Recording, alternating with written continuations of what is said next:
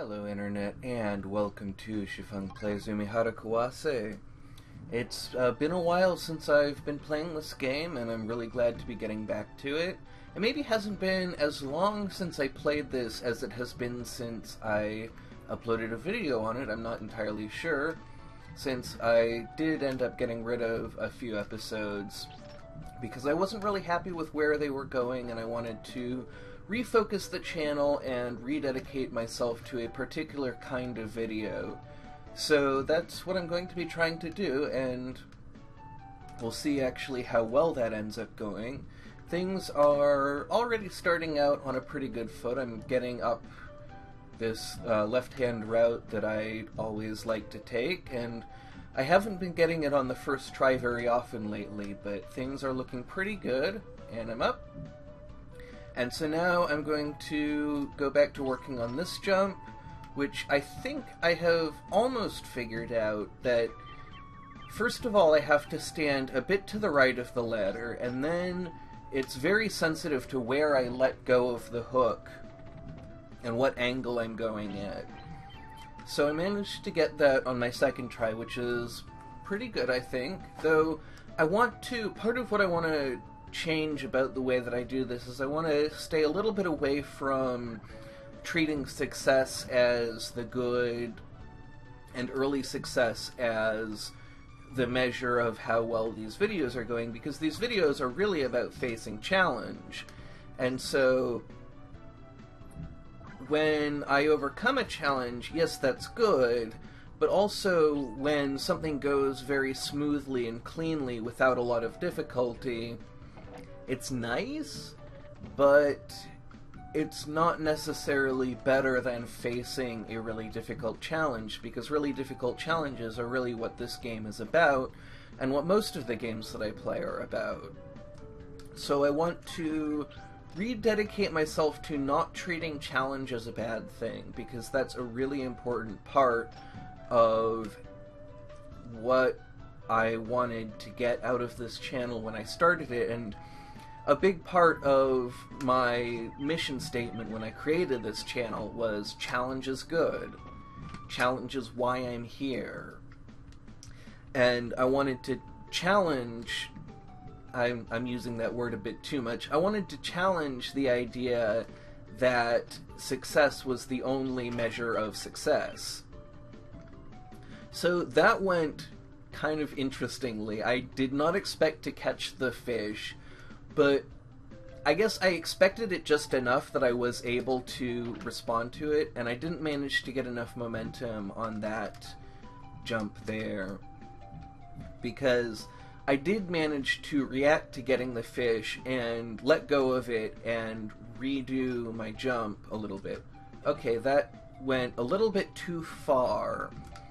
I'm really working on dropping just before I hit the platform, because that's the most reliable way to get onto it. And I think I might need to stand relatively far forward here. I had just a little bit too little forward momentum that time. I've been getting this jump more and more regularly, but it's still a long way off. That was just me not paying attention. And part of the reason that I'm doing this jump this way is because it's so much easier to go over the top, that this is really where the challenge lies. And there I went too far again. It's very tricky to get the right amount of momentum, because there's not actually a very large amount of space. There, that was perfect. Now I just wait for the fish to go by, and I go up onto it there, and I had a little bit too late letting go of the hook, and so I bounced backwards a little bit, and that actually went alright. So I have 6 lives right now going into the next part of this.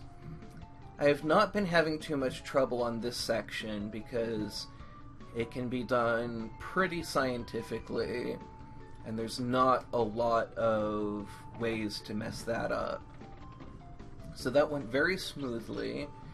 And then this level has one section that I've really been struggling with that I would like to approach and see if I can make any progress on it, or if I can figure out where I am missing something. So I have gotten better about anticipating that fish on the first platform, which is not always there. That was a mistake. And now that snail... Oh boy, there's a bunch of stuff spawning, and I don't know if I can actually recover this. There we go. So I'm not actually going to follow through with the rest of the level, because getting this backpack is the most challenging part of this level, and it's something that I really want to work on. So I need to be standing fairly far forward on this platform and hook on there, and then get myself enough forward momentum to land there. And I'm very glad that things didn't spawn, that threatened to spawn there, because that would have been another lost life in a way that I would not have been able to react to or really account for. So now I'm going to go down here, and that went pretty smoothly as well. So this next level is one that I've been working on a lot in my practice sessions, and again, it's one I have a basic idea of how to do it. I hooked on... It's pretty tricky to do that first hook because I have to catch it as low on that wall as possible, which requires delaying it quite a bit. And then this next one should... Oh, I had too much horizontal momentum there.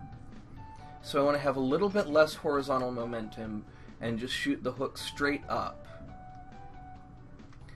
So that's going to require shooting the hook probably at the very highest part of my arc.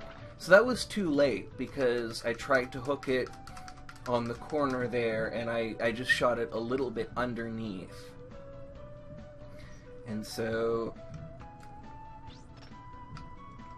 there we go, that's perfect. Now I want to get... and it looks like this is the right amount of line to be able to do that.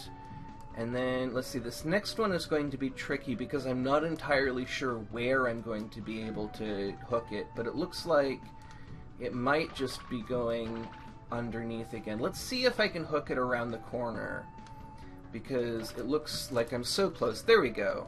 So now it should just be a matter of getting enough momentum to sling myself onto the platform, and then we'll be out. There we go. Okay. Next level.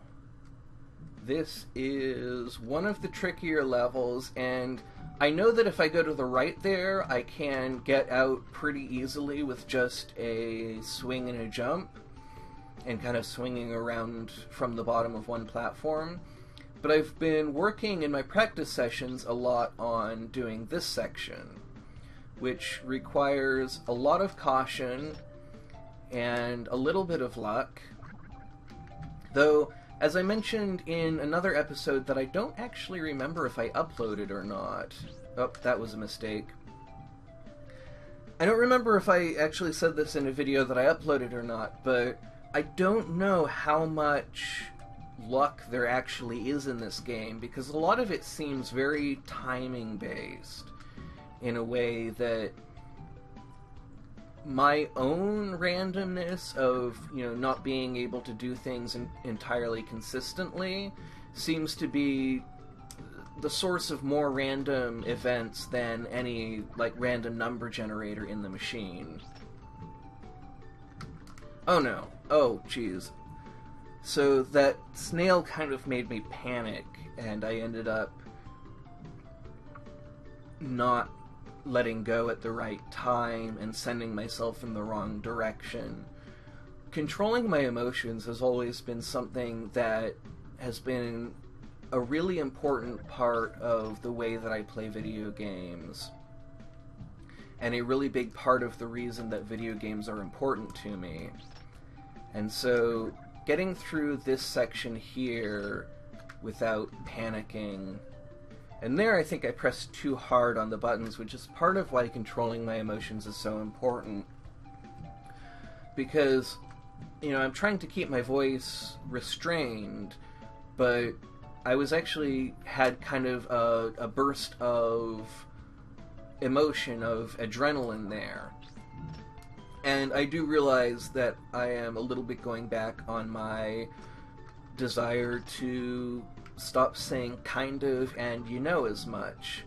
That is actually partly a result of the adrenaline and the uncertainty here, as I'm trying to pull off a jump that I'm not really confident in.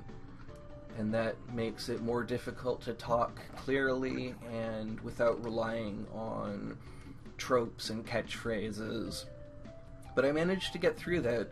I am a little bit curious about the ladder to the right there that you might have seen before I went through the door, but I don't really know how to get to it, and I don't know if it goes anywhere, so I would like to check on the video game atlas. That's something that I will do in my own time. I've worked out a pretty good system for getting past this section, which was giving me a lot of trouble in the past, and I'm glad that I've actually managed to develop a way through that thing that seemed almost impossible at first. Now, this is a pretty tricky and very adrenalating series of jumps, and that was a big mistake that's going to make me replay a fairly substantial part of the level. But, like I said, I am developing a technique for this. And there. And there, and there we go. So, yeah, it's really nice to see that something that seemed so impossible the first time I attempted it is now becoming almost easy.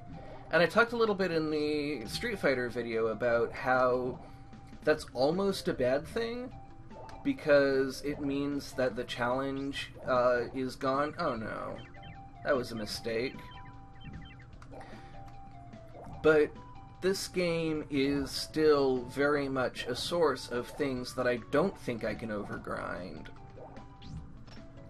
And things that I think always will be adrenalating and challenging and require incredible amounts of focus. A lot of them I can't even do yet, but I will continue to grow and continue to work on them. Want to be careful of that ink cloud, and then this jump should be easy. There we go. Now I want to, oh dear, okay, that was bad, and gonna have to do that again. Oh jeez. Okay. So, gotta approach this calmly, carefully. I know how to do each segment of it, and I have done them all in a sequence. But I may have to pay less attention to what I'm saying and more attention to what I'm doing. And that's a big part of the challenge of doing this series that's not a part of the challenge of practicing at home, is when I'm not talking, I can dedicate a larger portion of my mind to focusing on these really difficult jumps. Oh, jeez. Well, I kind of panicked there because I was in a situation that I hadn't really encountered before, and that is always really adrenalating.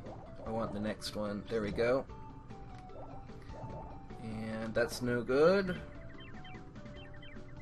The timings for this part seem quite complicated, and I'm not always really confident that things are going to go the way that I think they will. Like, that was a little bit frightening. I thought he was going to shoot an ink cloud while I was still climbing. And that was very close, and probably a little bit greedy of me. Okay, so this part. I think that's good if I can just get... There we go. Okay, managed to do that. Heart's pounding just a little bit. And on to the tadpole fight with only 2 lives, so...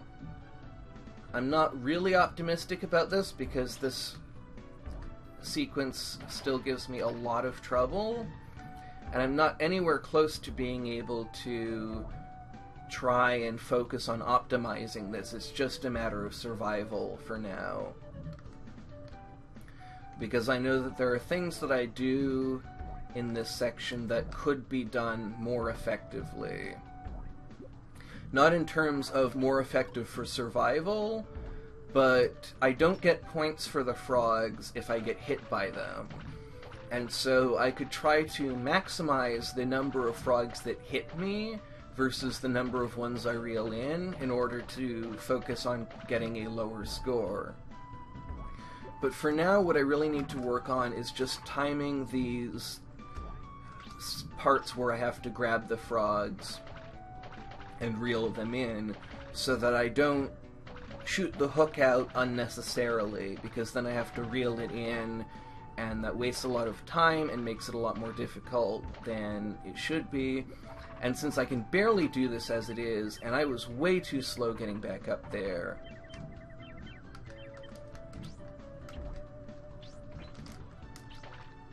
okay, this is really frightening, but so far okay.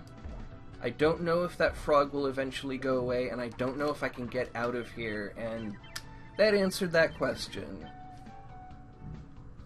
So, onward and upward. Very nervous.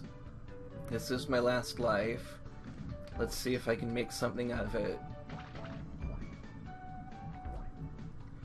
One of the influences that I've been thinking about as I work on this series and the other series that I do is actually Bob Ross, the happy painter, the joy of painting. Because he had the saying that there are no mistakes, only happy accidents. And I've just been kind of trying to think about how to apply his theory to making these videos and to approaching these games. And I haven't entirely figured out how I want to apply his ideas specifically. I just know that his approach to painting and to making videos, at least in the little bit of what of his works that I've seen, has been an inspiration to me, even if I don't know entirely how I want to express that inspiration.